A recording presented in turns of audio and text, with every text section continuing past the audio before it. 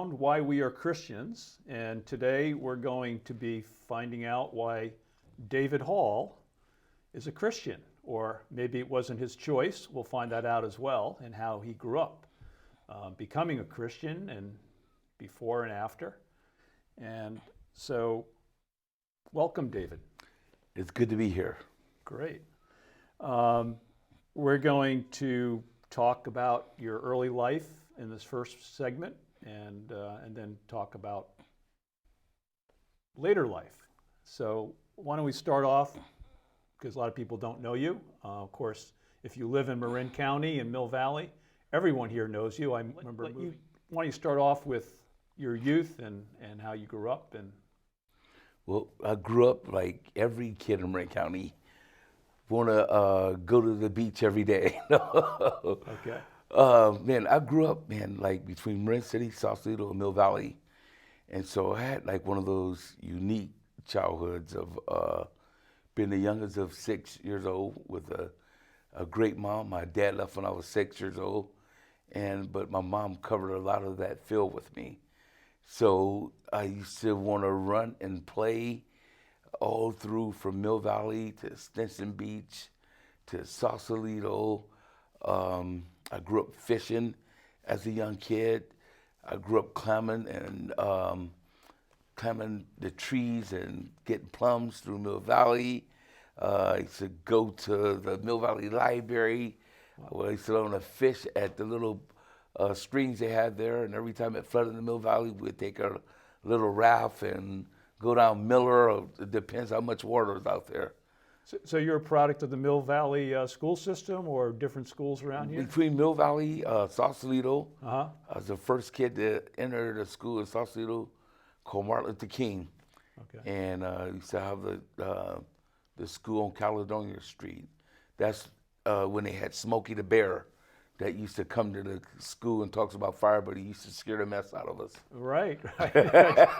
That's I was an East Coaster, so I don't know about that. But your mom, you mentioned, helped bring you guys up for the most part. Is she still alive? Man, she just went to heaven like about 3 months ago. Wow, David. Okay. Yeah, at like about 92. Straight Cherokee Indian from Louisiana.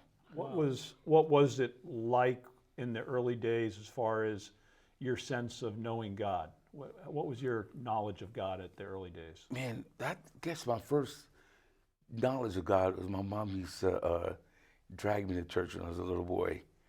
And back then they used to have like good churches, like 6 hours of church.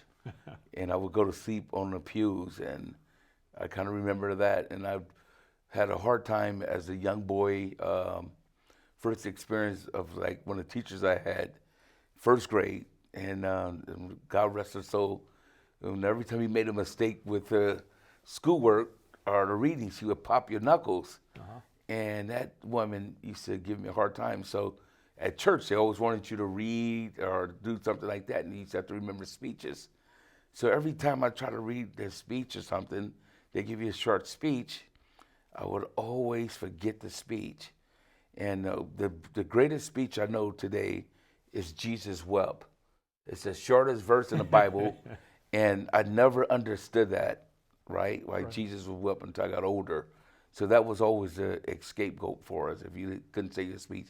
They say, just say Jesus wept, you know? But if I look at that same lesson that they used to give me, those words was really feed my soul, but I didn't realize it. And that's why, God draws you with the words you speak, So, which is incredible, is that you're speaking faith-filled words. As I was a kid and growing up without a father or nothing, she was always telling me, God would always make a way. And I used to look at her and says, here you feed all the kids in the playground, we barely have enough for ourselves. And because I had 6 kids, but she had faith bigger than a mustard seed. Yeah. She never complained. So that was a good role model for me. And God provided. God provided, Is the church you used to attend still around? It's still around. Okay. And that church I grew up in, man, it's like every other kid, but as soon as I got to be a college person, I jetted off from God. Okay, so college was your break point, right? Yeah, my break point. Okay. You know?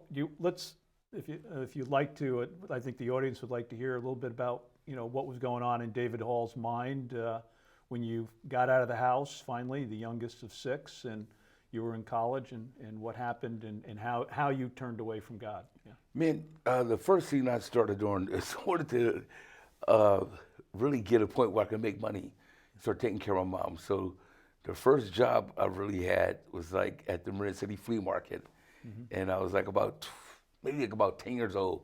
And I used to go down to the flea market and help people unload their trucks or pack their trucks. And the best part, every time I got money, I would go bring it to my mom. I'm a mama's boy.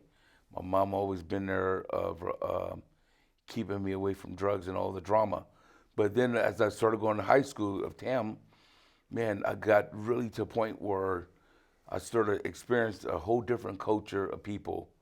And I'll never forget this. I made the football team as a freshman, and all the kids would go to Safeway after practice, and all my friends from Mill Valley would always say, "Okay, we're gonna go to McDonald's, or we walk down to Jack in the Box or Kentucky Fried Chicken," and we're at Safeway at the time, and so they all bought their stuff, and so we were so to the point where I was like, okay, I'm gonna buy my stuff, but what I used for money was food stamps. Right. And all the kids I associated didn't know what food stamp was. And I told them, I said, these are food stamps. So they laughed me out of there. So I came home that evening, I'll never forget, and I said, Mom, no more food stamps. Everybody else got money. My mom said, it's okay to have food stamps. So that was my first culture of like me to get motivated to make money. Okay. And so that was my motivation. And so right after that, through high school and stuff, I took the first job, so I started taking care of my mom at a young age. Okay. And so I always made that stuff happen of this go-getter. And so money became my go get the money, go get the money, go get the money. What was your relationship with God up to that point? Was it something that was just expected of you, or did you really feel that he was real at that time? Man, I ended up going to Denmark for taking like a 3-month course. Okay. Ended up staying in Denmark for 5 years. Wow. And I used to, every Sunday, I would hear the church bells. No one went to church, and the family, that's what they goes, no one goes to church. Right. So, but I wasn't into God, but the bells was always on Sundays. I said, why are they ringing the bells? Right. In Denmark, though, I think I learned more about real people, of people who don't see the size you are or what color you are. The people really come up to you. You ride a bike every day, and it's a lot more family close. There's no TV, so you start forces reading books and that kind of things, of getting to a different part of life, and so the money is not as like we do here. They don't chase that money. They more family values, and you see somebody 80 years old riding a bicycle, and you're getting fresh cheese every day. Right. And I lived on a big farm to a point where I learned about farming and that kind of stuff. So while you were taking your courses in Denmark, were you allowed to work there also at that time? Man, the family I stayed with took good care of me. Yeah. I went to a place, University of Aarhus, which is like the second biggest city, but I stayed in a place called Silkeborg, and the mountain is half of Mount Tam. That's the tallest mountain in Denmark. So I can speak fluent Danish if I have to. So it's incredible. So that's like when the light bulb came to life, like, man, people live a different way than what we live, Yeah. So at that point in your life, you had left the church behind, maybe left God behind, but those bells, those Denmark bells for those empty churches maybe they were there for you. That's the reason they was ringing there them. for me. I Yeah, look so back at they it. were reminding you. Were you praying it still at this point, or not even? Man, I think the only time I prayed is when I needed something from God. Okay. And like we always do, we make a deal with God and says, if you can just help me out this one, man, I'll be at church or I'll read my Bible, and do like most people, thank you for a minute, but then I go back to the same drama. But how'd that work out with him, though? Was he usually pretty good at taking care of your immediate needs? Man, he was taking care of me. I mean, because some of the incidents I was in of looking back, there was a God moment. Because then when I did come back here to visit, I went to a Grateful Dead concert at Moscone Center with some friends. And I'm not kidding. The place was just full of like marijuana, and I don't smoke or drink, thank God, because of my mom. And man, I just like saying the stuff was killing my eyes. And the friends I went with, they would walk around, do crazy stuff. And all of a sudden, they was bothering some guy girlfriend, and the guy pulls a gun out, and all my friends run. And I'm the only one standing there, and because they telling the guy that, you know, my buddy's gonna take care of me. And all of a sudden, I can just see my life flash in front of me. So I know there was a God, because I was able to get out of that part and get home that night. And I promised God I'll never be at another concert. And the following week, I was at another concert. Okay. You know what I mean? Yes, I know what you So mean. you just keep chasing that the rabbit. And one of my favorite scriptures in the Bible that I've learned is the Bible in Proverbs 26:11 says, like a dog, you know, returns to vomit, so does a fool does the same thing. Yes. And so I see people want to change, but they keep going to the same drama. Yes. And so that, you know, looking back, I'm like, how did I make it out that part of it, you know? Yeah. Well, why don't you continue a little bit more? How did you make it through that, and what was your course to eventually coming back to God, which you obviously have done? Well, I coached at TAM football for like 20 years, doing Pop Warner at first, and I started coaching football, and I was the head football coach at TAM. And I was so full of me, myself, and I wanted to win through these kids. So I started living through these kids of playing, coaching football. And by the way, when you were playing at TAM, was that a championship team that you guys had? Or? yeah, like 1-30. We used to get beat up every week. Okay, all right. So you wanted something more. Yeah. So when I came back, when I came to start coaching football, I started winning through football. I found something that I really loved every day. It was real easy to take the load off, and I can love these kids. And so I started building a championship team. And so I was traveling with the kids, and I started getting kids off to like ASU, some kids at Stanford, and it gave us a real platform. But we had a kid that came in my program that I knew from a young kid named Nelson Castaneda, and he had a brain tumor. And all of a sudden, it became like a story within itself.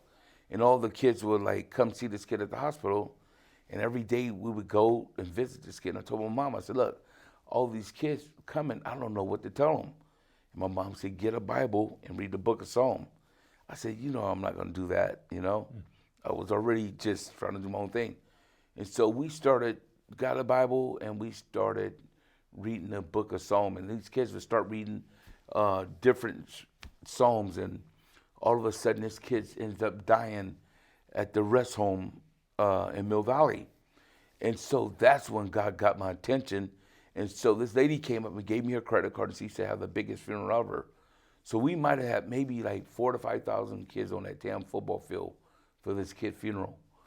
And all of a sudden I read Psalm 23, and that's when God started like melting my heart. So when this kid died, I said, God, you know what? I know you're talking to me. So I continued to go back to like the Redwoods, to the rest home. And this great woman named Miss Terwilliger used to bring nature animals to our schools when I was a kid. Mm-hmm. And she was one of my first little ladies I would go and read the Bible to, like about 3 days a week. Mm-hmm. And so I would rotate rooms, and then I started taking over rooms, and I started loving old people. And the girl that I was dating told me I was going crazy because I was too nice to old people. I started getting a sense of peace. And that's when I started like saying, man, I have some peace in my life. And it started to change. When I got a love for old people, I said, man, this is so powerful that I would like see old people and say, you're a beautiful person, and just be nice to them. But reading the Bible was the first book that I really enjoyed. And every time I read scripture, I get more out of it than if I read it yesterday. You know, depends what kind of season I'm in. It was nourishing. So and your girlfriend at the time, who I assume wasn't a Christian, just said, "This was why are you doing this, Dave? This is like what's." Well, not only that, all my friends, they thought I went crazy. They just like, you know, because I was never known as that, you know. But so it's like that change that takes place, and you know, when it's that moment that he really give you that peace. Yeah, and I'm sure you know. Nelson's family probably didn't understand that his death was a trigger point for you necessarily, but this was obviously the mysterious way that God seems to work. Very interesting. Man, the most powerful part, it brought all those kids in Mill Valley, the whole city together, like I've never known. Of just like, wow. And his mom barely spoke English, but you know, she got embraced by the whole town, you know. And it does. Can you say what year this was around? Man, it's like the late '90s and stuff, you know. Okay. And because all through the '90s, man, I was like coaching at football, and I got my first championships. Okay. Of high school, and I was like, okay, gun hole, Yeah. you know. So the team really was booming back then when you Yeah. were coaching. Yeah. Yeah. The good And years. when you win your first championship, you hear from everybody. And so, you know, we would take kids up to Sedona to play, and we had a lady that graduated from TAM like in 1950 with her big Letterman jacket that came, and you see those people. Yeah. Mill Valley produced some awesome people around the world. Right. Because when I was in Denmark, I had two girls that remember me from like when I was in the 8th grade. They came up to me Wow. up on a busy street up in Copenhagen, and I was like, "Y'all don't know. I don't know who you guys are." They said, "You from Mill Valley?" And so, Wow. So- I didn't realize the Mill Vallians traveled that far. That's wonderful. So what happened after this change through Nelson's death and your connection with, I guess Redwoods is what you're talking about, that home. Yeah. Redwoods is the aged home. Well, continue more with your path in life. So then after that, you know, I started working I've been having my own business, and so pretty much I just wanted to just, you know, start going to church. Okay. And you know, I went back to my home church and hanging out there, and the best part about the whole thing is just like you go to church, you pay your tithes, and I was able to go to like 49er games and do that kind of things. But Sunday became like a really important day for me, you know, and more important than when you were a kid and your mother dragged you to church. It now became important to you, not to her. yeah, it became important to me because it gave me a lot of peace when I started reading the scriptures. And what's real incredible is to see how sports is just like the thing that God puts together for people, because the way I do church right now and stuff, it's like the way I used to coach football, how people hold hands, of like really getting to know that person that you really are in church with, you know? Yes. And so that's how it just kind of comes in like a whole circle. But Now, before I talk about your ministry a little bit more and continuing down, what about your other siblings? Did any of them stay in the church? Or man, one of my sisters like was like still in church, and we call her the first woman that has read the Bible probably like about 10 times. Okay. And then I have an older brother that came in to start going to church. So we was all going to church pretty much together. So this was after your change of heart towards Yeah. God. Your two other siblings were brought in closer to God as And well. yeah, then I had another sister that had came to church, you know, started coming to church. Wow. So we all go to my mom's home church. So know? it was a chain reaction here, based Nelson to you, and then Yeah. eventually some of your siblings.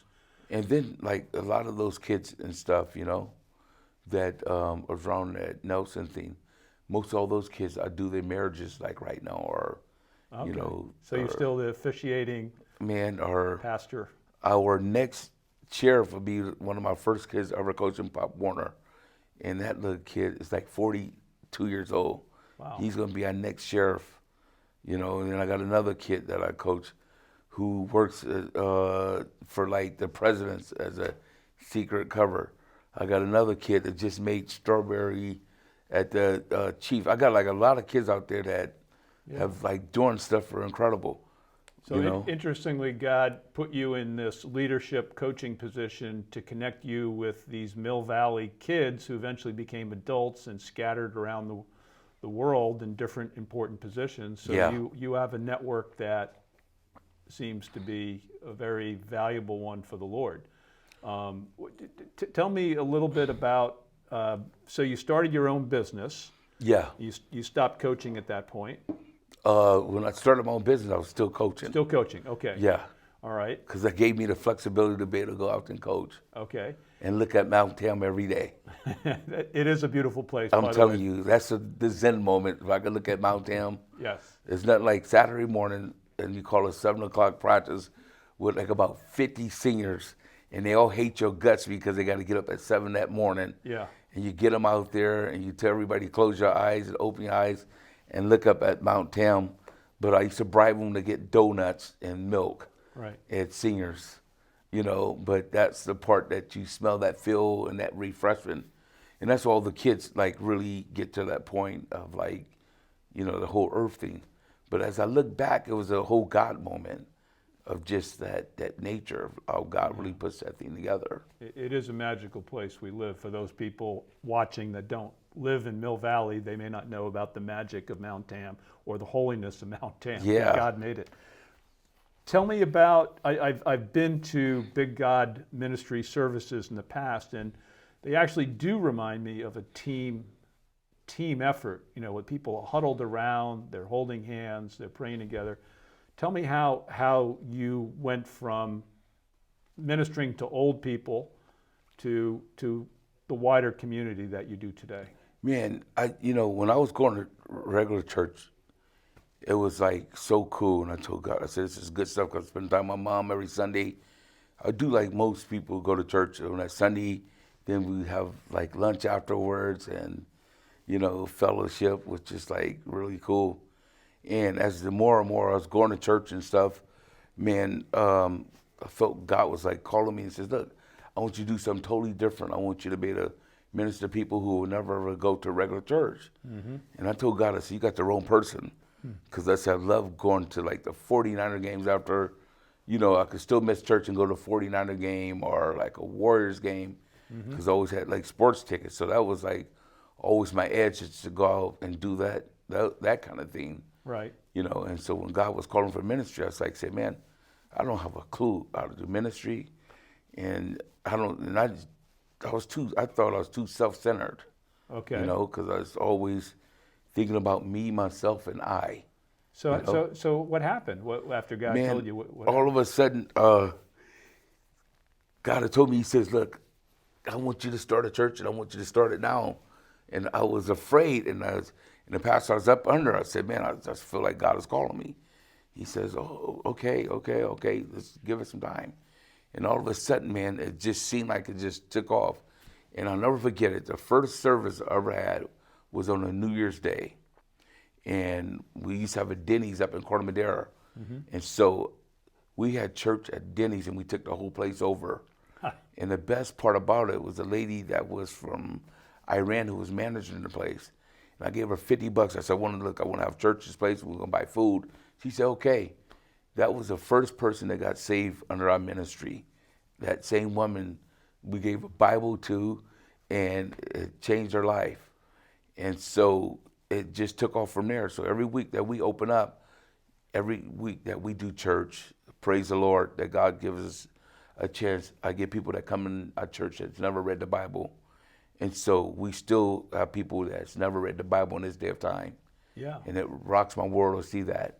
So I get a lot of people from Tiburon, Belvedere, 90% of the people that come to church are people who got wealth but no God in them. And so the average person I meet will tell me that Whole Foods is a church or, you know, yogurt's a church, you know. Mm-hmm. And they tell me they have God, but they don't know who God is. So every Christian I meet now, whether they're Catholic, whether they're crazy or cuckoo, you know, I said, well, how do you know that you have God in you? And then some people say, well, I feel God or I have God, you know. And I said, well, I know he created you. But the Bible talks about that you have 9 fruits of the Spirit. And the average person I meet that tell me a Christian don't know what the 9 fruits of the Spirit are. And so I think that sometimes that what happens to most of us, that we got to jump through a hoop. And God said, no, I want you as you are, you know, and I don't want you to change. I want you just to change within me from the insides. And so that's the most powerful part about it. And so I've been doing this ministry the last 14 years. 14 years. Yeah. So your Denny's, your first church in Denny's. First church in Denny's. Would have been 2005 then, roughly. Yeah, it was like around there. Around that time. Yeah, around that time. And, You know? and then you've used other public forums since then. I ran into you, I think, not too long after in 06 or 07 when I first moved here from Boston in the community center. You were holding church there. we still at the community center. Okay. And that's been our bread and butter. What that means is it's like, you know, when God says, well, I want you to do it there, I was like, man, you got to be kidding. And through the years, I've been offered good church, like churches to take over or, you know, that will pay me. And we ain't took a paycheck from my church. All the money we get, we put back in our church. Okay. Every year we do a outreach that we do on Thanksgiving.